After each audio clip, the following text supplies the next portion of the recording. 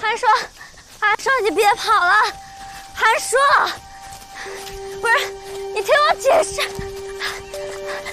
啊！好痛，疼。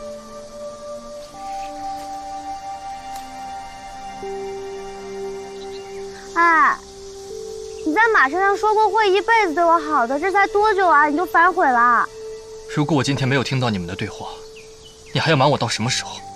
我本来是想到了玄武城慢慢跟你解释的，我真的没有故意想要瞒你，只是很多事情最开始真的不能说了。你故意栽赃我迫害苏木，将我流放。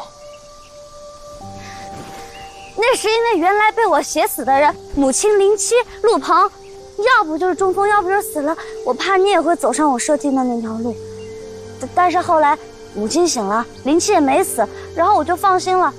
我一直想跟你解释的，但是你当时特别恨我，你根本就不想跟我说话。那你要把我推给陈楚楚？当我意识到我自己喜欢你之后，我就没这么做了。我心急你也利用？那我不是偷龙骨治好你的心急吗？你假造密信，在陈楚楚面前栽赃我，这事儿你不是早就知道了吗？我心急也是你设计的吧？刚刚不是说了吗？我治好了你的心急。你是治好了，那不是因为是你设计的吗？我懒得跟你解释。干嘛？不生我气了？我只是太意外了，但我现在终于明白了，你之前为什么总是骗我。我做的事，又总是与你的初衷背道而驰。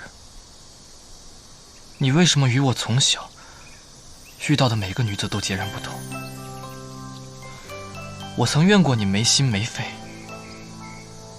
猜不透你到底几分情谊。我不懂你身上的真真假假，可此时我能分辨，你喜欢我是真的，这就足够了。小姐，我终于抓到你了，一个完完整整没有秘密的你。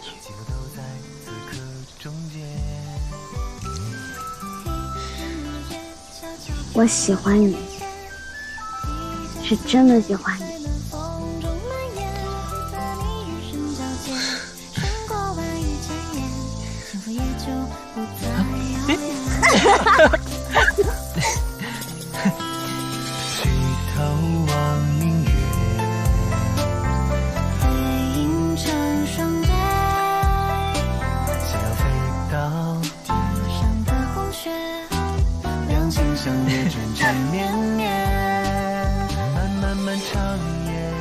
那你究竟是不是神仙？你拜拜我不就知道了吗？娘子在上，请受夫君一拜。不如趁此良辰美景，你我夫妻二人把前因后果娓娓道来。